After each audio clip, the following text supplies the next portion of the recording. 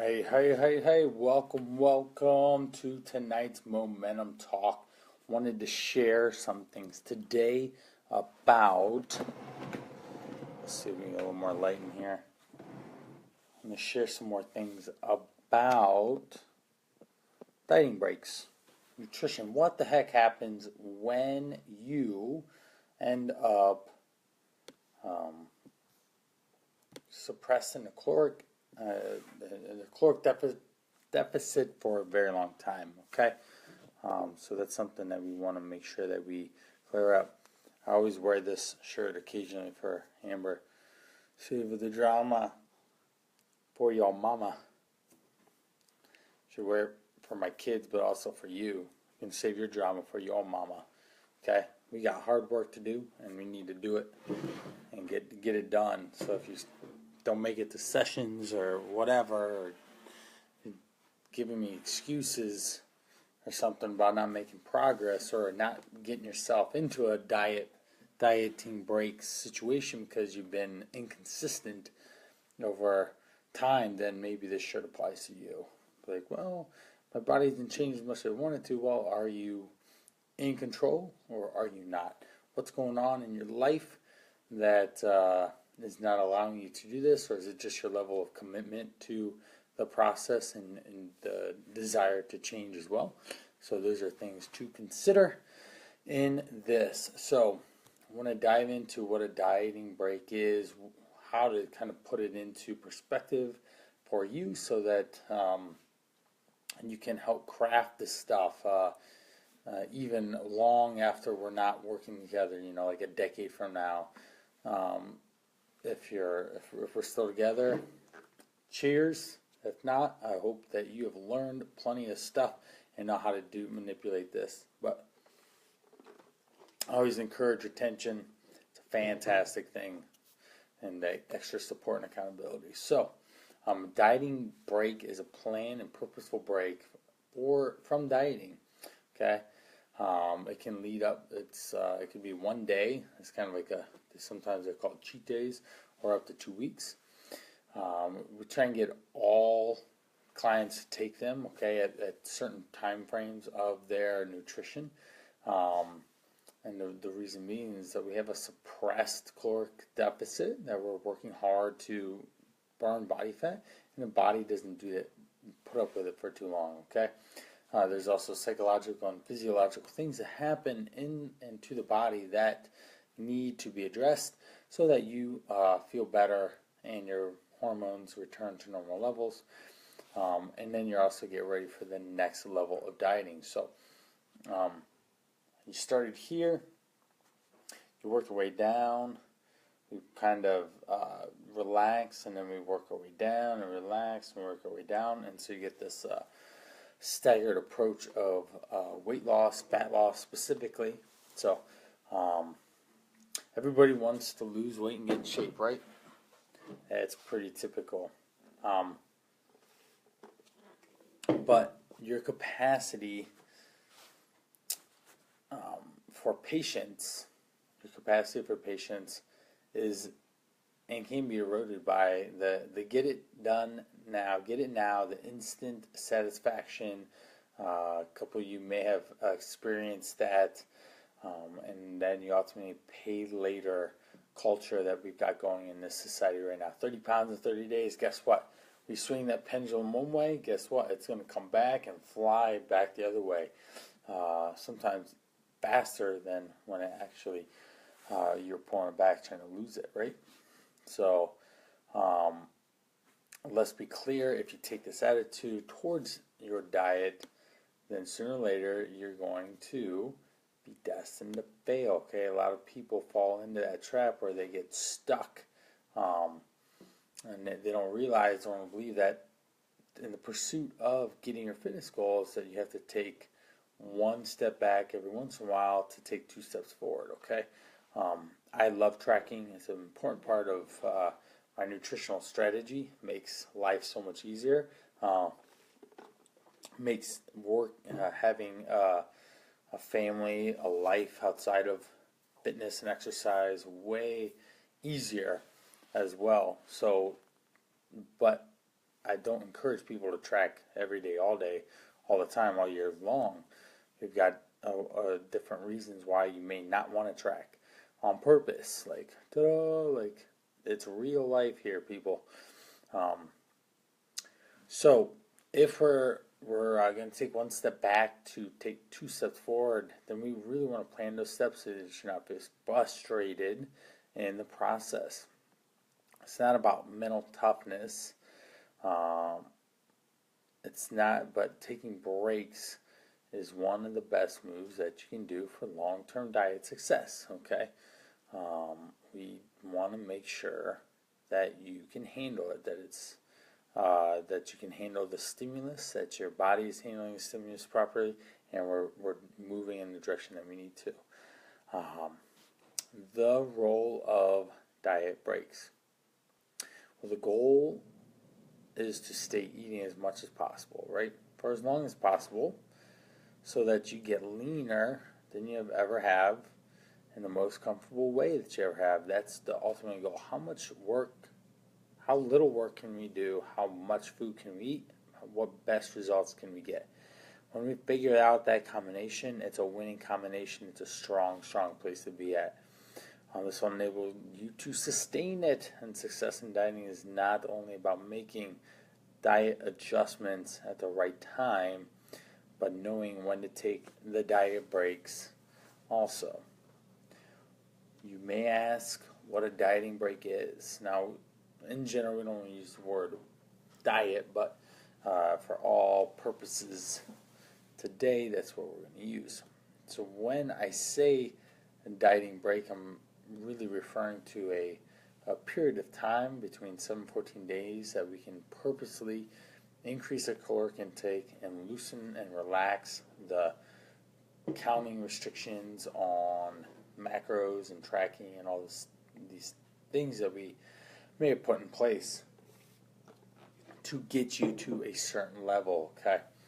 There are also times in the year, right, that it's better to dial this back just to even just calorie counting, or just definitely not macros at all.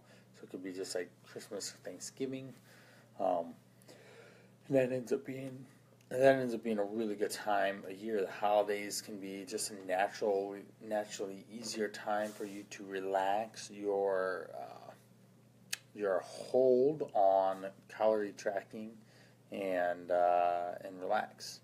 But here's what happens for most people: they fear that even binging one day will set them into the other direction. Okay, and that's something you really have to kind of hold in your heart. Like, who are you? What are your actions? What are your behaviors? What are your the things that make you up over time? So, for me personally, I know that last week was a great example. I ended up not working out for about 4 days straight. I don't know how. It just was the way it was. We did polar bear jumping. We went to IKEA on Sunday. On Monday and Tuesday, it was just packed full. I didn't get the video in that I wanted to do. And consequently, Wednesday was the first time that I actually worked out again. And so I didn't freak out because I knew my natural behavioral tendencies were to work out, move, track my food, or at least behave with my food, or have a strong awareness of what it is that I need to do and how that needs to look.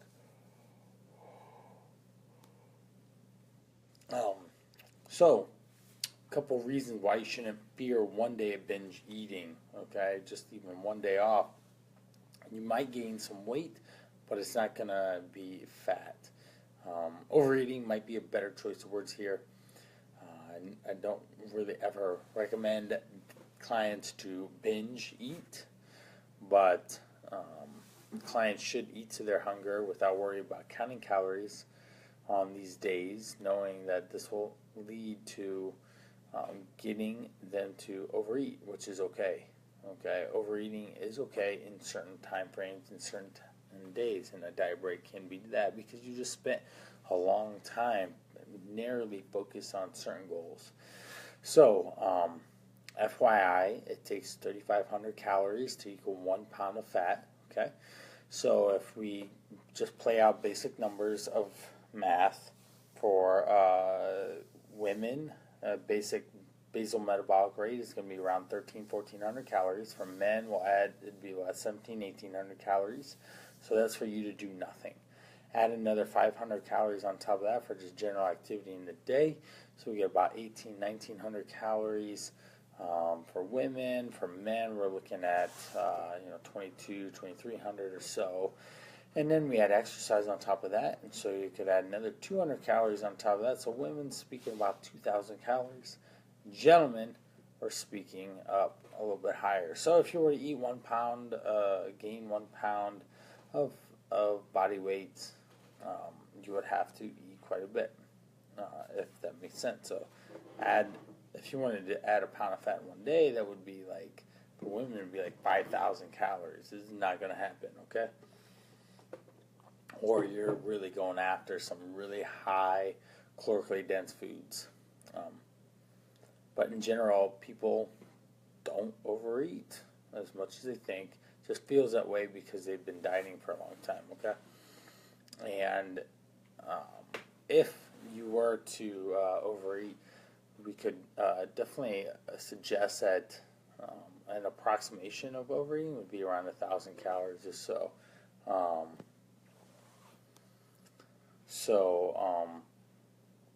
But that would be like on average is adding an extra 1,000 calories. I definitely know that I could fall into that trap of eating an extra 1,000 calories. That's just one meal for me, and so consequently, I can get into trouble some days. So, and usually what happens after we have like a binge day is that the weight gain that you may experience the next day is an increase in gut matter, okay? Excuse me. In gut matter, so like gut content, like you just ate a bunch of food, it's processing through your stomach, small intestine, large intestines, and then also water. One thing that we have to really know is that because of the increased salt content that could have gone in, will definitely increase your carbs as well when we eat more food, right? Especially if you eat processed foods. And most people, when they try and cheat, they end up going for those foods that they don't usually have or like. Now, here's super important here in terms of the scale weight of the body. 1 gram of stored muscle carbohydrates called glycogen will attract 3 to 4 grams of water, okay? So just adding 1 extra gram of stored carbohydrate can add a lot more water. And so consequently, you can end up feeling like you've gained a bunch of weight there, but it's really just water being attracted. Muscle loves water, and it there's the bicep again. We're working on it. Still got some ways to go. But when we eat that food and drink that water, the carbs go into the muscle, pumping it up, filling it up, and then water comes into there as well. It attracts water, okay? And that's why when people cut the carbs, they lose a lot of water weight, and that's when low-carb diets, you have such success in the first week. So that's important too, okay?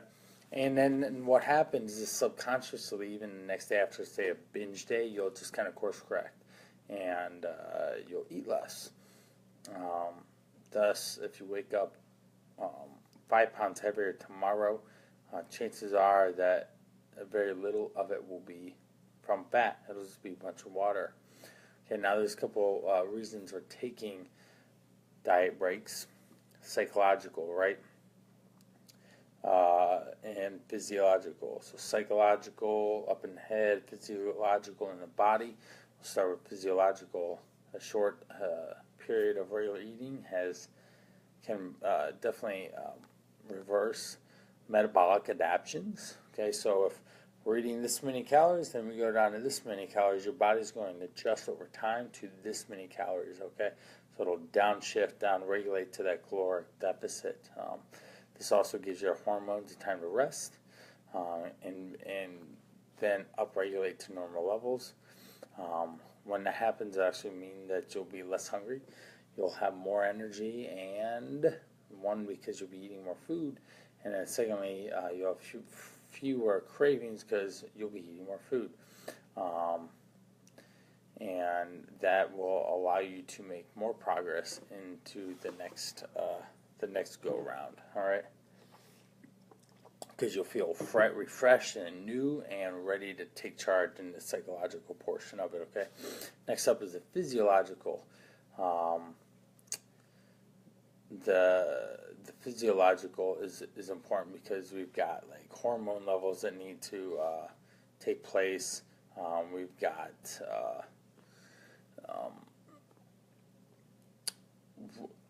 when people like mentally, like if we're trying to get a break from dieting, it can be very taxing when we're not breaking, when we're just going at it time and time again. Very stressful situation to be doing for weeks on end, and sometimes dieting routines can last 3 to 4 months. It's a general time frame for people to be in a caloric deficit. We'll talk about what goes on the upside of that. Okay, how do we implement dieting breaks? Well, we have 2 ways to do it. We have the full break, where you just go all out and just cut tracking and just kind of eat to hunger levels. You don't count macros or calories. You eat regular meals at regular meal times. You keep training, and excuse me, it's late on a Sunday. It's Sunday night. It's almost 11. So excuse me, I get tired sometimes, and I talk a lot, and I don't have a lot of oxygen, so I yawn. The other thing is, when we take these breaks, that you actually get stronger because you refill these muscles full of glycogen and energy to use, and those directly affect your strength gains. Okay, if you're carb depleted, energy depleted, you will not be a strong, vibrant person. The fittest people are oftentimes the least healthiest, because they've depleted their bodies, they've restricted for so long, and it's very, very tough and challenging. The second one is doing a controlled diet break, and this is where it becomes a little bit more moderate.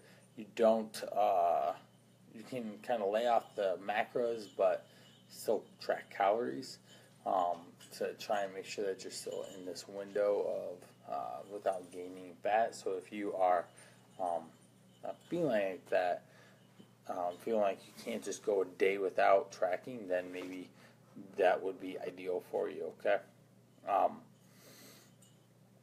Now,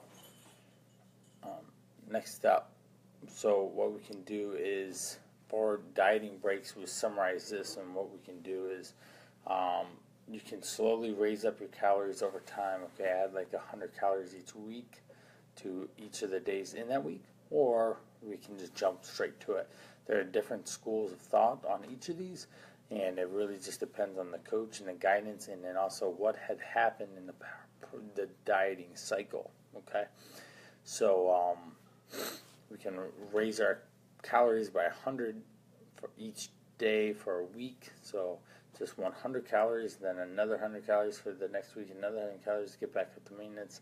If someone's been in a depressed state for a very long time, that's my approach.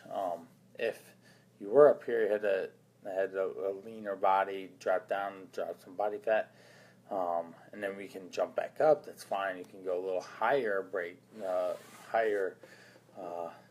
increases to like 500 calories a day. Doing this again, a dieting break, you just want to remove the macro targets and just hit a near calorie goal, so that you are plus or minus 100 calories, and it's a little bit easier for you to track than weighing, measuring, and trying to balance out your meals to make sure that you have perfect ratios and all. Another thing that we do during diet break is cut your cardio work in half, so you allow the body to replenish and redo. And keep your regular meal times and keep on training is the last one. Now, the length and the frequency of diet breaks, okay? Typically, 10 to 14 days, 2 weeks is recommended for you to kind of chill out and relax. Sometimes it just takes that long for hormones to recover. And if you cut the diet break short, then guess what? You're going to be missing out on that. So there's no reason to cut it out, especially if you've been diligent in that time frame. Now, again, we don't want to be just overeating, being gluttonous, but again, dieting breaks, great to be moderate and enjoy. The frequency depends primarily on the level of leanness. So the leaner we get, the more our bodies hate us, and the harsher the metabolic adaptations become. So the lower body fat, the more aggressive you are. Excuse me. The more aggressive you are in doing these things is it's that pendulum thing that I said in the beginning. We pull that pendulum this way and it comes flying through and goes through to the other side. Now, here's some general guidelines for what we would love to do with people. If men, so we'll go with men first and women. Men, if you're under 10% body fat, we're looking for about every 4 to 6 weeks to take a diet break so that you don't get in a depressed caloric state. 10 to 15, we're looking for 6 to 8 weeks. 15 to 25, we're looking for 10 to 12 weeks of dieting before you break. And then last up, if you're above 25%, you can get away all the way up to 16 weeks of dieting before we probably need to take a break. Now for women, we're going to add 7% because of natural essential body fats, okay? A gentleman can be stage lean at like 3 or 4%. And be really, really lean. It's unhealthy, but they look really cut. Now, for women, we're looking at like 12 is like some of the absolute lowest that I've ever heard of, because there's just essential fat needed for women, and it's more. So we just would add. So like under 17, we're looking for every 3 to 4 weeks. From 18 to 22, 23, we're looking about every 6 to 8 weeks. For 23 to 30 in that frame, every 10 to 12 or 30 above, we're looking for 12 to 16 weeks of dieting before we take a break. Some expectations on when you are dieting. You can expect the scale to rise, but that's because you're naturally increasing your carb intake. You may feel a little fatty. This is part of the gig, like you're going to attract that water.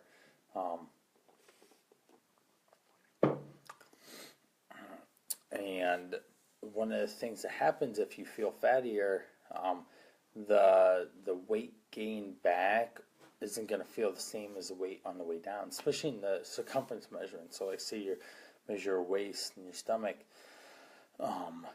it's not going to be the same correlation of when it was when you were heavier. So at the beginning of it, so the measurements won't be the same at those same different levels. Because one is that you've probably built some muscle. Two, that your muscle is replenishing the glycogen in water, so that's where it's getting held, not in the body, not in your stomach region, where most of the time that's where it goes. Water is also gained in the subcutaneous level of the skin, and so like it's under there, and so that water retention will obviously keep you a little bit heavier. Now, last, I will go over some facts on this, and then we'll wrap it up for this talk about dieting breaks. So a couple questions I get occasionally, and thought it was great to point out. Why is there weight gain when taking a dieting break? Right, you kind of address that. 1 gram of glycogen holds 3 grams of water, and our muscles are 70 to 80% water, so that's where muscle glycogen is stored, and consequently that attracts water. Okay, so if you eat more carbs than normal, you will then, when you take a dieting break, your body, which is primary muscle, will hold more water and give you this false impression that you're gaining fat, which if you look at just the scale weight, it looks like that, but if we actually were to measure any of that stuff, it's totally not. Okay. Another person that I think off the top of my head, I'm too scared to not track, to not count my macros or calories. So in this case, if it was really that way, we'd talk about why, and then secondly, we could go to that controlled version where you're just counting the calories rather than trying to weigh and measure everything and macro out all day long. Okay. Should I still make healthy food choices? Yes. Yes, you should still make healthy food choices even if you're not maintaining a caloric restriction on any level. Keep you focused on making sure that you don't have to work extra hard on the flip side of everything, okay? So you can indulge now and relax and enjoy during the dieting break, but you don't want to just go let the wheels fall off and all of a sudden you gain a bunch of weight that you have to work extra hard to get off, and that's just no fun. Can I pile in a huge amount of food if I'm doing a full diet break? And are you telling me to binge eat? I'm like, certainly not. We don't want you to just pile on food because then you will put fat on. No question that you can eat a lot, but don't think that this is a 2-week cheat either, okay, where you just taking a break, time to relax, and just gorge yourself. It's the first two. Take a break and relax. Reset your mind, your body to get back to normal, okay?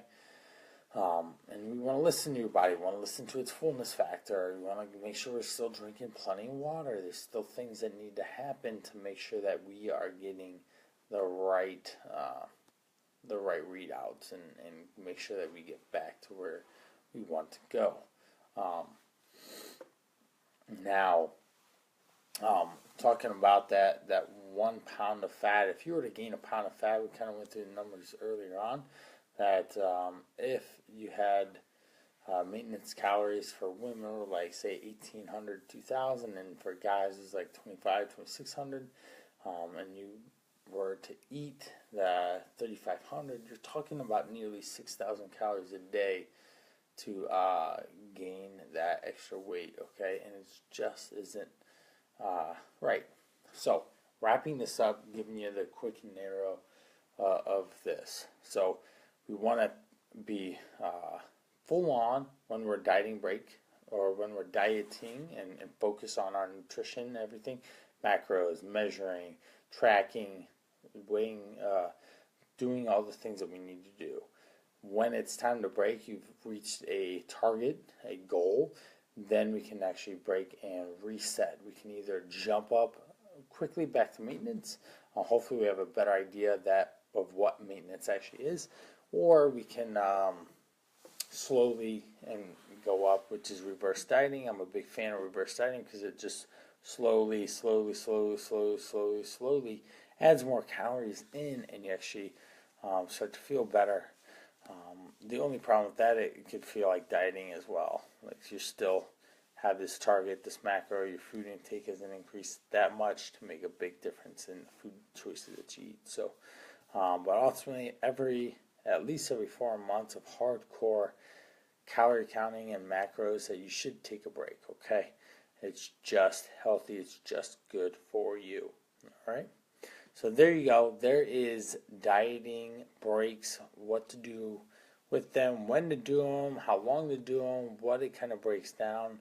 and this should help you with your next step. Remember, this is an experiment. We want to learn about your body. Where are you at? How many calories can you tolerate? Where's a maintenance level? Where is a cutting level of calories as well? So, again, moving forward, know where you're at, know what you need to do, and then for the 2 to 4 week span, you can get back on the bandwagon and start tracking that food. If you need to, you can dial back and stretch it out a little bit longer. All right. I hope you learned something. I want you to take this information and apply it, and that goes back to that reverse dieting model and slowly adding food back in. So there you go. That's what you do, and that's what I suggest you do after you get done with a long dieting protocol.